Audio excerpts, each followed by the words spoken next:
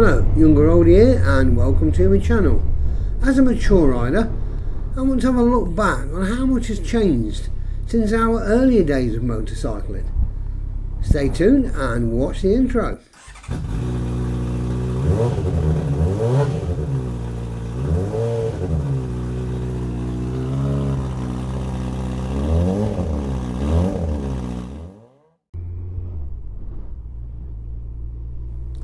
First, I look back to when I started.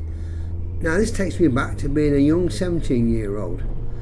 I was earning about £12 a week as an apprentice, and the finance on my Suzuki B120 was about £12 a month, so it equals a week's wages per month to pay for my bike. I can't remember how much the insurance was, but I did it on a deal and it was included in the first year's repayments.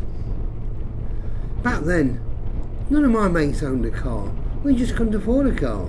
So a bike was the only motorised transport we could have back in them days. It was about 50 pence for a gallon of fuel, and had a little bit of two-stroke oil, and that's it, you were mobile. You know what, I can still taste the glue from licking and sticking my Green Shield stamps in the book.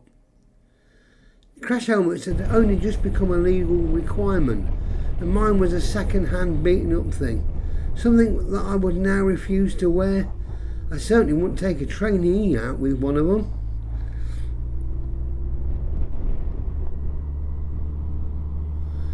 So, with a pair of my Oxford bags on, a pair of platform shoes, my granddad's old motorbike gauntlets that almost reached my elbow, and an old anorak jacket, I hit the road.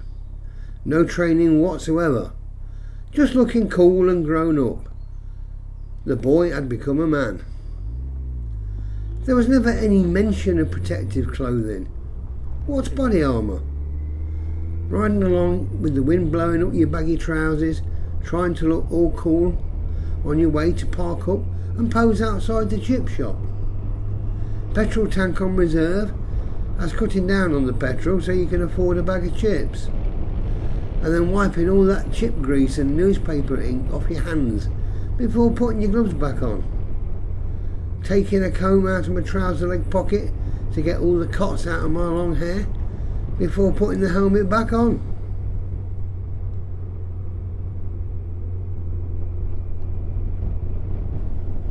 Kick-starting the engine to life with your platform shoe and hearing the ripping of fabric as the baggy trouser leg once again got caught on the foot peg. Yep, there's another turn up missing or ripped. Riding home listening to my little 122 stroke engine, the long piece of turn up dangling and flapping about in the wind, and the harsh reality that I'd once again failed to impress any of the young ladies at the chip shop. Oh, life can be so cruel at times.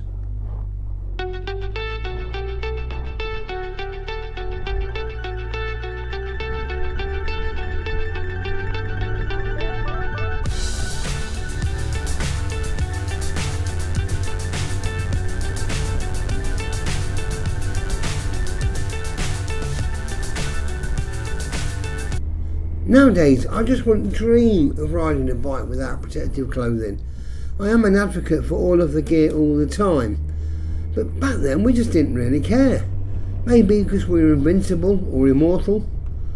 Luckily, none of the riders I knew were killed, but I did know someone who sadly ended up in a wheelchair. The saying that you can't put an old head on young shoulders is true.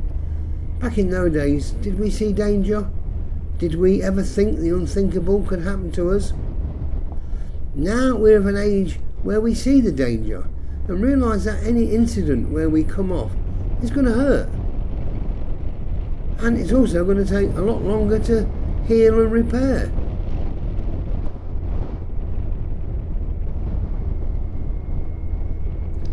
One of the major changes are today's roads. They're so much busier nowadays. And yes, cars have many safety features, but also so many gadgets to play with, like having to adjust the brightness of your screen, change the music, and that all-important text that needs to be replied to straight away. You have to let your friends know that I'm free for a Costa at lunchtime. All this means that the driver is not looking at the road ahead and paying attention.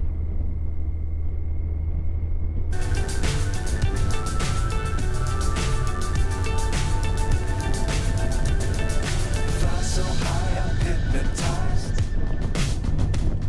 What's up is down, what's left is right. Chasing stars and holding you. I can't see the end, but we'll see it through.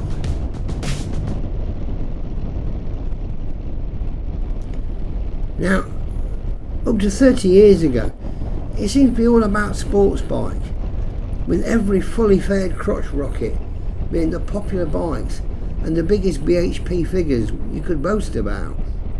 I was in this category. I always wanted to have big number sports tourers. But now you see very capable bikes with half of the power that I'm used to. Now this dawned on me when touring in our group, that smaller size bikes were more than capable of keeping up with both my ZZR and my GTR 1400s when riding on our roads. Oh yeah, I can out-accelerate them on a long straight, but as soon as I have to slow down behind another vehicle, it only takes them a few seconds to catch up. With all the cameras and congested roads, do we need such high power nowadays?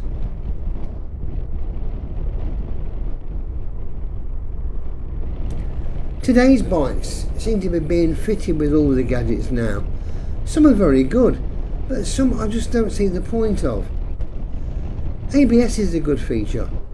However, the majority of us mature riders will use our experience, and we will know how to deal with the wheels locking up, as we never had ABS to do it for us. But I think it's a good feature to have just in case. I just keep my power mode to set to full power or sports mode, and here again I rely on my experience and the throttle to control the speed. In all my years of riding, I can't recall one occasion where I've had to adjust the suspension. It always seems fine to me, whether I'm riding solo, had a pillion or luggage. Some bikes now automatically adjust the setting depending on the road and the weight that's on the bike. I may be wrong, but do we really need this? To me, it's just something else that could go wrong and cost me a fortune to fix.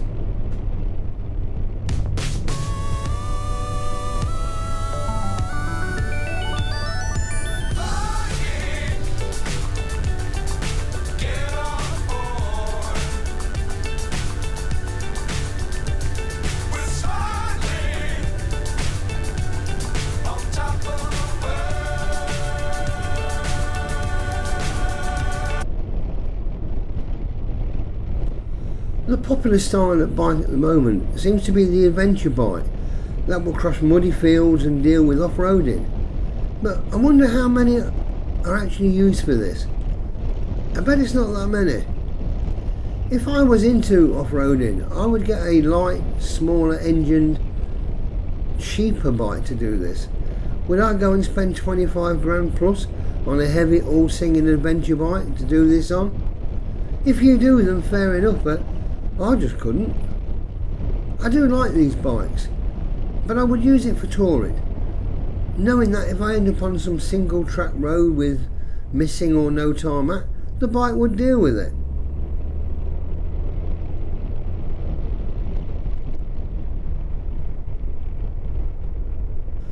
Retro bikes seem very popular now. Now my non-riding stepson says that once he does get his licence, it would have to be a Triumph Bobber for him, as he don't want to take a pillion and he just likes the cool look of them. I guess the main reason you don't see many youngsters on Harleys is that basically they're just priced out of the market before they even start. I say that my GTR will do everything I want it to do, and I don't want a second bike, but I keep looking at naked retro bikes for sale. It's something I could probably use when I'm out on my own for a ride and the wife isn't with me. So far I keep resisting it and not giving in to temptation. but it ain't easy.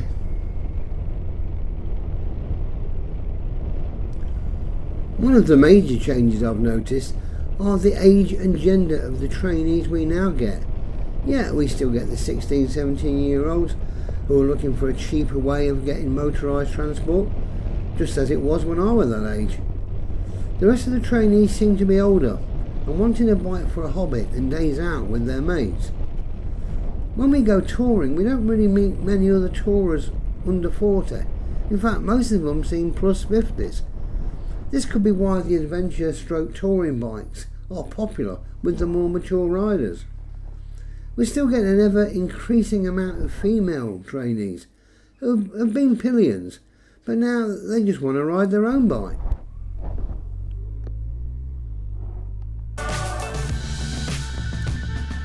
Dangerous times, don't fly too high.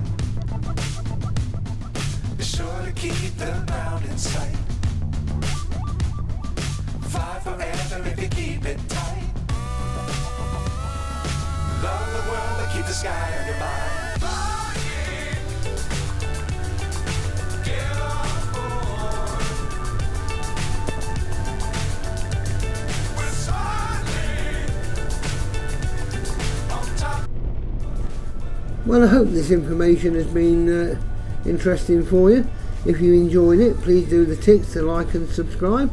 And as always, take care, ride safe, and bye for now.